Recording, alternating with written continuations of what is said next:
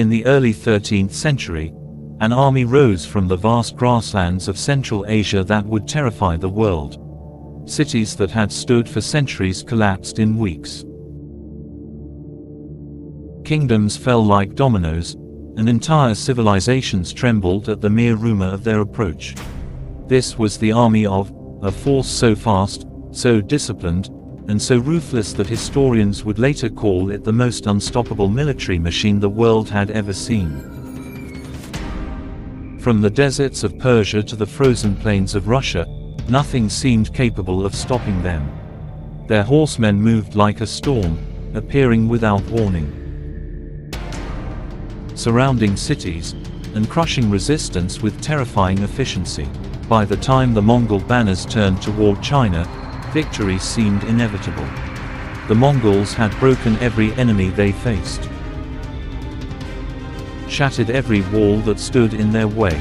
But inside one desperate Chinese city, surrounded by thousands of Mongol warriors, a strange and dangerous invention was about to change the rules of war forever. What happened next would shock the Mongol army, terrify their horses, and introduce the world to a weapon unlike anything ever seen before. For decades, the Mongols had refined a style of warfare that made them nearly impossible to defeat. Their soldiers were not ordinary fighters, they were expert horsemen trained from childhood to ride, shoot, and maneuver with frightening precision. Each warrior carried powerful composite bows capable of striking enemies from incredible distances, often before their opponents even realized the battle had begun. Under the leadership of the Mongols developed tactics that confused and trapped their enemies. They would charge forward, unleash storms of arrows, then suddenly retreat as if fleeing in panic. Many armies believed they were winning and rushed forward to pursue them,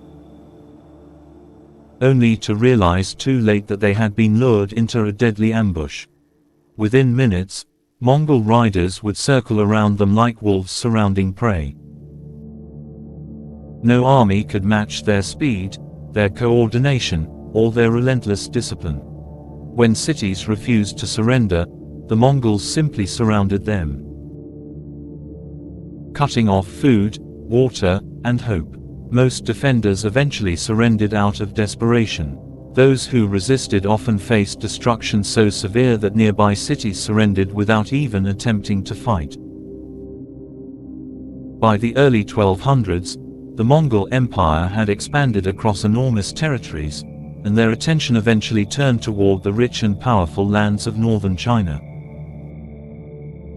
At that time, China was ruled in the north by a dynasty that controlled vast cities protected by towering stone walls. These cities had stood strong against countless enemies over the centuries.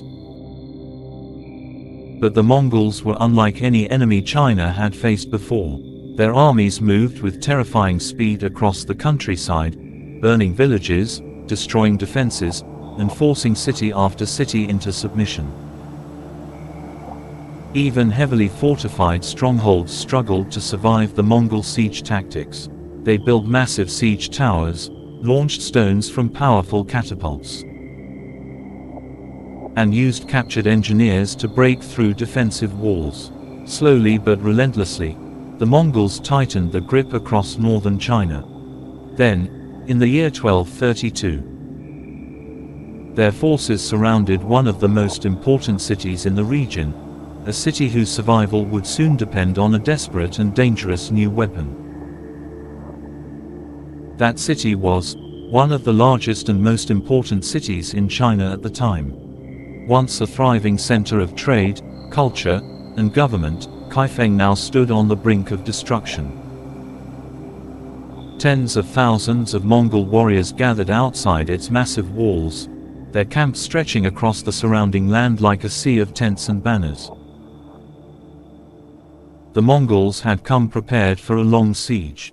Their engineers constructed siege engines, catapults, and massive ladders designed to carry soldiers up the city's towering defenses. Inside the city, fear spread quickly among the population. Food supplies began to shrink, refugees crowded the streets, and the sound of Mongol war drums echoed through the night. Everyone knew what usually happened to cities that resisted Mongol rule. Yet surrender was not an option. The defenders understood that if Kaifeng fell, the Mongols would gain control of one of the most powerful strongholds in China. And so, behind those towering walls, Chinese engineers began preparing something extraordinary. Something that had never before been used on such a scale in battle. For centuries, Chinese alchemists had experimented with a strange and volatile substance. A mixture of charcoal, sulfur, and saltpeter that burned with explosive force. At first, it had been used mostly for fireworks and ceremonial displays. Dazzling lights meant to entertain emperors and celebrate festivals. But over time, military engineers realized that this mysterious powder had far more dangerous potential. When packed tightly inside a container and ignited, it could explode with incredible power. During the siege of, defenders began turning this substance into weapons designed to terrify and destroy the invading army. They created small iron or ceramic spheres, packed them with gunpowder, and sealed them tightly. When lit and thrown, these devices would erupt in violent explosions, sending fire, smoke, and fragments flying in every direction. The defenders called them thunder crash bombs, weapons that produced explosions so loud and violent that witnesses described them as sounding like thunder tearing the sky apart.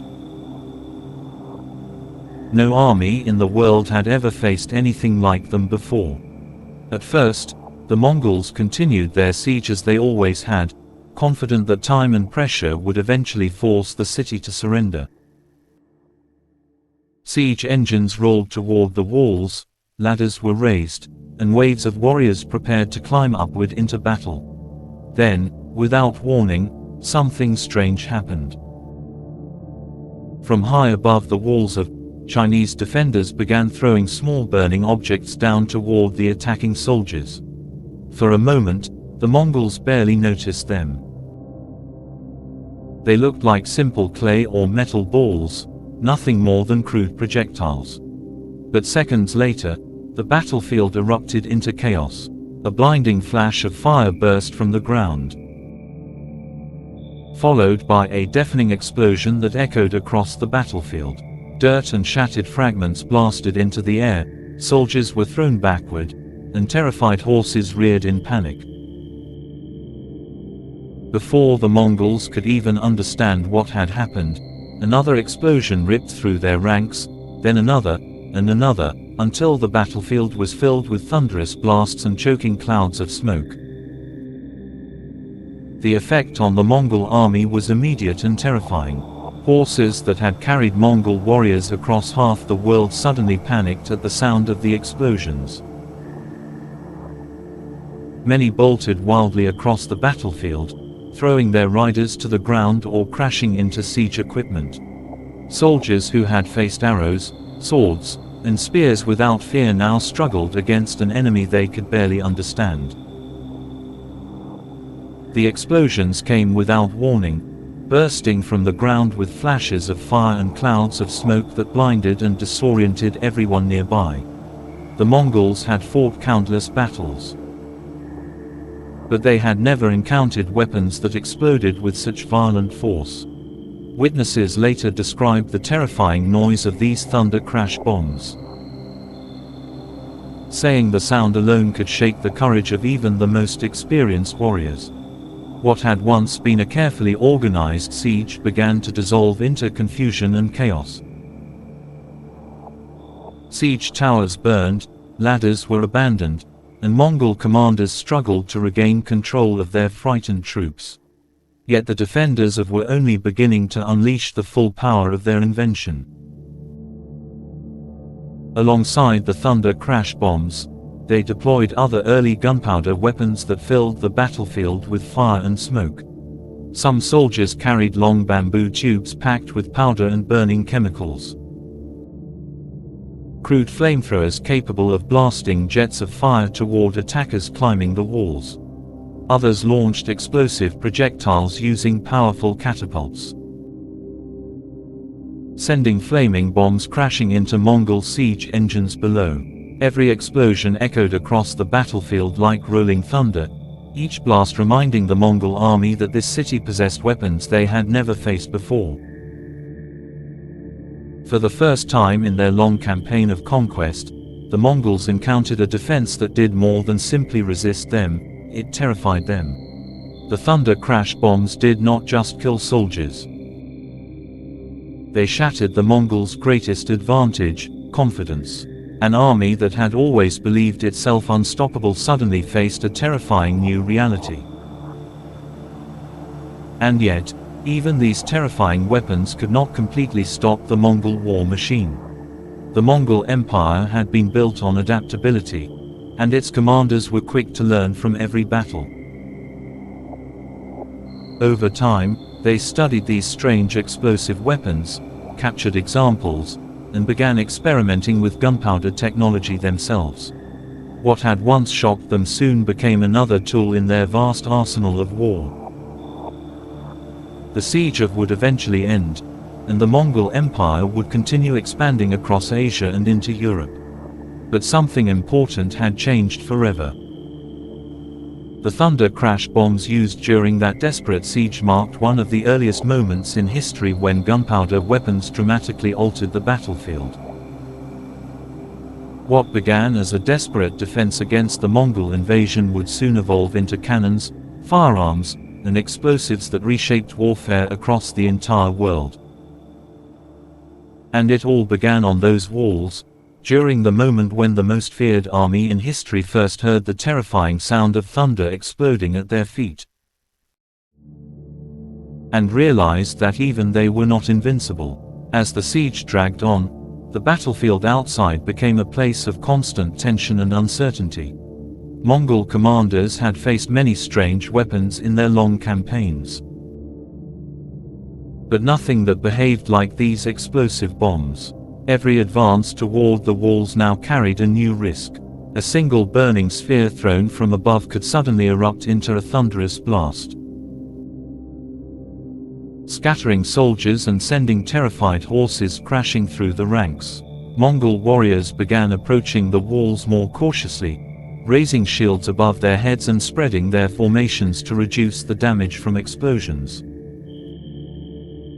Yet even these adjustments could not fully protect them. The bombs did more than cause physical destruction, they attacked the senses. Bright flashes of fire blinded soldiers.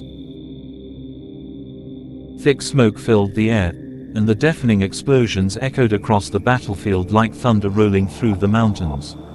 For warriors who depended on coordination and speed, the confusion created by these weapons was devastating. Orders became difficult to hear, signals disappeared in the smoke, and carefully organized attacks collapsed into chaos. For the defenders watching from the walls, each explosion bought precious time. Inside the city, life remained a desperate struggle. The people of the Mongols would not simply abandon the siege. Food supplies were running dangerously low, and every day the population waited anxiously for the next attack. Engineers and soldiers worked day and night producing more thunder crash bombs. Workshops that once built ordinary tools now focused entirely on crafting explosive weapons.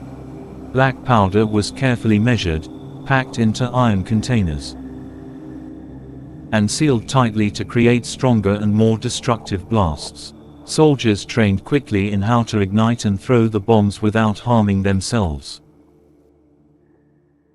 A dangerous task that required both courage and precision. When the Mongols attempted new assaults on the walls, defenders responded with waves of explosions that turned the battlefield into a storm of fire and smoke. From a distance, witnesses said the explosions looked like bursts of lightning striking the ground. The thunderous sound rolled across the plains surrounding the city. echoing through the Mongol camps and reminding them that the defenders still possessed a powerful and unpredictable weapon. Despite these terrifying defenses, the Mongol army remained one of the most disciplined forces in history. Their commanders carefully studied the explosions, observing how the bombs were thrown and when they were used.